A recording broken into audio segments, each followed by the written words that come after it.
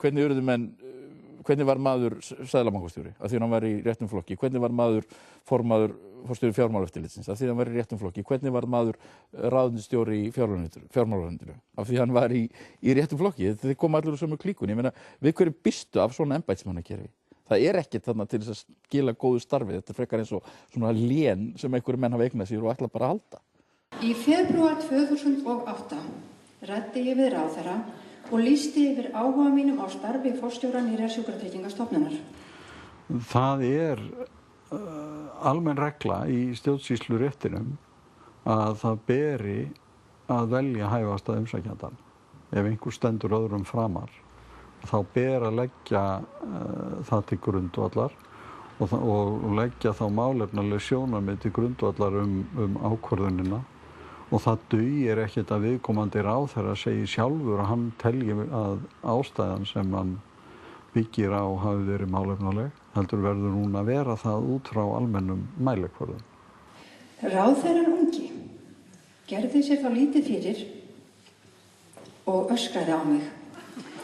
Nei. Það var nákvæmlega svona og það ekki hlægilegt. Rétt bara eins og ég hafi ætlað að drepa hann. En það var nú ekki meiningin. Ég var nú bara að hugsa það að sækja vinnu hjá honum. Það sem spilling í stjórnkerfinu, takkum dæmi á Ítalíu. Ítalía manna sitt kerfi eins og við. Það var frægt á Ítalíu að allir póstfulltrúar alla Ítalíu hétu Fanfani. Af því að þeir voru bara í ætt Fanfanis, sem var áhrifamikill stjórnmálamaður í nokkra áratugi á Ítalíu. Við erum í ítalska kerfinu. Við höfum bara aldrei talað það. Hann reynti út úr sér að hann hefði engin áform að koma upp einhverri glanúr þekkingarstofnunar. Þarna ættu fyrst og fremst að vera harðsnúnir samningamenn sem kynnu að taka á læknum. Þegar æðið rann af ráðherranum, sagði hann að ég réði hvað ég gerði. Ég ræði þessu, sagði hann. Og bætti við að hann væri með rétta mannin í verkið. Stjórnlýsingin náttúrulega vanhæf, vegna þess að það búið að raða inn í hana árum saman, jábræðurum og klíkuvinum, fólki úr flokkunum og svona. Þannig að allt stjórnkerfið á Íslandi undirlagt af nepotisma og sérhygli, þannig að það ekkert að búast við góðu. Þetta náttúrulega eitt af því sem að í framhaldi af þessu hruni þarf algjörlega hrist upp í. En því miður bendir ekki tilstaklega margt til þess að það verði gert. Ég sótti starfið vitandi þegar ég myndi ekki fá starfið. Hámark fáránleikans var það þegar ég mætti svo í atvinnuviðtalið hjá ráðherranum sem hafði öskrað á mig nokkrum mánuðum áður. Þau tilvik sem ég hef gert athugasemdir eru kannski ekkert mjög mörg, en þau hafa verið sláandi og fengið umfjöllun hjá umboðsmanni Alþingis, sem hefur í þeim tilvikum sem ég man eftir minnsta kosti komist að svipaðri niðurstöðu og ég þau efni. Það að segja að reglur stjórnsýslulagana og almennar og lögfestar stjórnsýslureglur hafi ekki verið virtar og sem kannski til marks það að spilling sé eða hafi verið ríkjandi á þeim vettvangi meiri en góðu hófi gegnir. Það væri kannski hreinlegast fyrir þessa menn að setja það bara í auglýsingarnar að við skipun í embættið hyggist ráðherrann bara alls ekkert fara eftir grundvallarreglum íslensks stjórnsýsluréttar. Þá þarf enginn að ganga því grublandi hvernig staðið verður að verkum. Það mjög oft fólk ráðið í stöður sem á ekki að ráða við þær stöður. Það til hæfara fólk sem þá ekki í sama stjórnmálaflokki eða tengist ekki einhverju fjölskyldu eða eitthvað. Þannig að fyrir hagkerfið heild það slæmt, því að þú vilt náttúrulega alltaf hafa hæfasta fólkið að gera rétta hluti.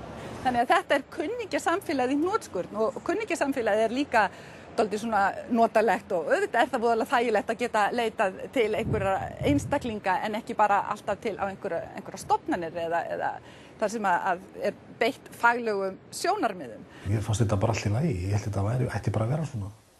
Ég komist að því að þetta á ekki að vera svona. Og ég komist að því að með ég verið að gera þessa mynd að það mjög mörgu ábótavant hér á Íslandi hvað varðar stjórnun og svona útdeilingu auðæfa. Það hefur verið svolítið áberandi hjá okkur að framkvæmdavaldið það hefur orðið, finnst mér, yfirhöndina gagnvart löggjafarvaldinu á ýmsum sviðum og ráðherrar verða býsna heimaríkir og sérstaklega ef þeir hafa setið mjög lengi við völd. Ég held að það sé nú lögmál að vald spillir og algjört vald spillir algjörlega. Ætlum við að reka þjóðfélag áfram á þessum forsendum kunningjasamfélagsins, af því að okkur finnst einhvern veginn að við höfum nú samt sem áður mest upp úr því, eða ætlum við að reyna að reka þetta á einhverjum svona faglegum sjónarmiðum og eins og ég segi, bankakerfið og rekstur þess hingað til var svolítið þetta kunningjasamfélag í hnotskurn. The only way in which you can learn the lessons is to understand the mistakes and understand who was to blame. And we haven't done that in the UK. The reason we haven't done it in the UK is because undoubtedly when you look at the mistakes that were made and the people to blame, right up there at the top would be Gordon Brown, Tony Blair and Ed Balls. So there's no sort of political will, in my view, here in the UK to learn the lessons or to understand the mistakes, therefore we can't learn the lessons. And I suspect that's the same in Iceland.